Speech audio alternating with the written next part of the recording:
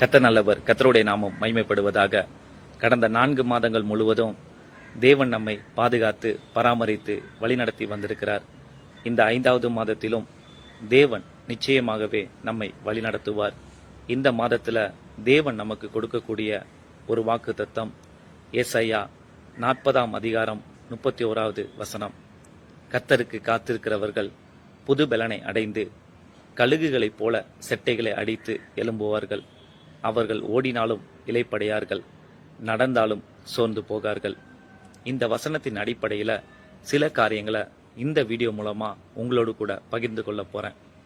முதலாவது, கர்த்தருக்கு காத்திருப்பவர்கள். அப்படின்னா யாரு? உங்களுடைய காரியத்துல நீங்க முழுவதுமாக கர்த்தரை மாத்திரம் நம்பி இருப்பீங்க அப்படின்னா நீங்க தான் கர்த்தருக்கு காத்திருப்பவர்கள். நீங்க முழுவதுமாக கர்த்தரை நம்பி இருக்கும்போது கர்த்தர் உங்களுக்கு புது பலனை கொடுப்பேன்னு வாக்கு கொடுக்கிறார். புது பலன் அப்படின்னா, இப்போ உங்கள்கிட்ட ஒரு பைக் இருக்கு. அந்த பைக்கை நீங்க சர்வீஸ் கொடுத்து மறுபடியும் வாங்குவது போல கிடையாது. ஒரு புது பைக்கே நீங்க வாங்குவதற்கு சமானமாக தேவன் உங்களுக்கு புது பலனை கொடுக்க போகிறார்.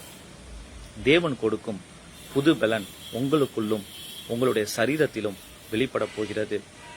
மரணத்துக்கு ஏதுவான வியாதியோடு பலவீனத்தோடு இன்றைக்கு நீங்க உங்களுடைய சரீரத்துல போராடி கொண்டிருக்கலாம். உங்களால ஒரு நார்மலான லைஃபை வாழ முடியாதுன்னு மருத்துவர்கள் உங்களை பார்த்து சொல்லியிருக்கலாம். முன்பு போல என்னுடைய உடல் ஒத்துழைக்க மாட்டேங்குதுன்னு நீங்க கவலைப்பட்டு கொண்டிருக்கலாம். சில தவறான பழக்கங்களுக்கு நீங்க அடிமைகளாக இருக்கலாம். சில தவறான உறவுகளுக்கு நீங்க அடிமைகளாக இருக்கலாம். ஆனால் கர்த்தர் இந்த மாதத்துல இப்படிப்பட்ட காரியங்கள்ல இருந்து உங்களை விடுதலை செய்ய போகிறார்.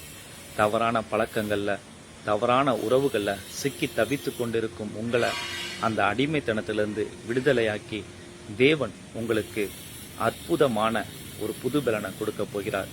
தேவன் உங்களுக்கு அற்புதமான ஒரு வாழ்க்கையை உண்டு பண்ண போகிறார். உங்களுடைய சரீரத்துல இருக்கிற வியாதியை சுகப்படுத்தி தேவன் உங்களுக்கு ஒரு புது பலனை கொடுக்க போகிறார்.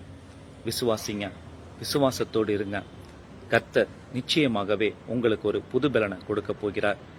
நீங்க தொட்ட காரியம் எதுவுமே சரியா போகல, நான் தொட்டா எல்லாமே தோல்வியாதான் முடியுது, நான் எதுக்குமே லாய்க்கில்லை அப்படின்னு நீங்க சோர்ந்து போயிருக்கலாம். இந்த நாள்ல தேவன் உங்களுடைய ஆத்துமால ஒரு புது பலனை உண்டு பண்ணுகிறார். உங்களுடைய ஆத்துமாவிற்குள் ஒரு புது பலனை தேவன் அனுப்புகிறார்.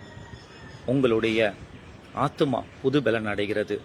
உங்களுடைய ஆத்துமா உற்சாகம் அடைகிறது. நீங்க கையிட்டு செய்யும் எல்லா வேளையிலும் கர்த்தர் உங்களை ஆசீர்வதிக்கிறார்.